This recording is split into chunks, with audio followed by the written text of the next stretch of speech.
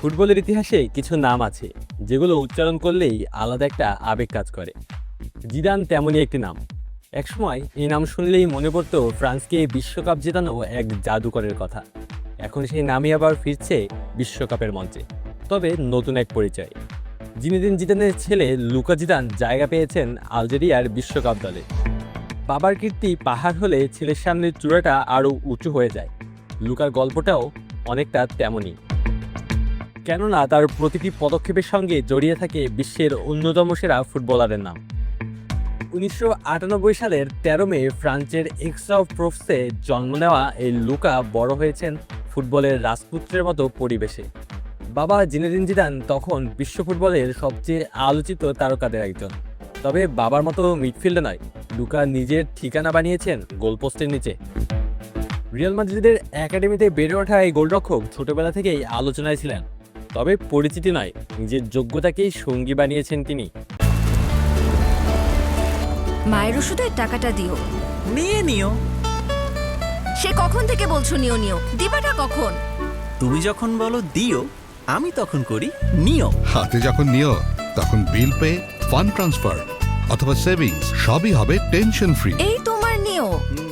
তাহলে আমার মোবাইল বিলটাও দিও। আপনি বলেন দিও, এমটিভি বলে নিও। রিয়াল মাদ্রিদের পর খেলেছেন রেসিং সান্তান্ডার, রায়ো ভায়োকানো এবং এইবারে বর্তমানে তিনি স্প্যানিশ ক্লাব গ্রানাডার গোলরক্ষক। লুকার আন্তর্জাতিক পরিচয়ের গল্পটাও বেশ ব্যতিক্রমী। জন্ম ফ্রান্সে, বেড়ে ওঠা স্পেনে, আর জাতীয় দলের জার্সি আলজেরিয়া।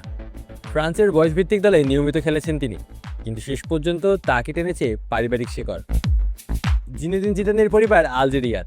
বাবার দিক থেকে আরব বার্বার বংশোদ্ভূত এবং মায়ের দিক থেকে স্প্যানিশ বংশধারা। লুকার হাতে ছিল একাধিক পরিচয়ের সুযোগ।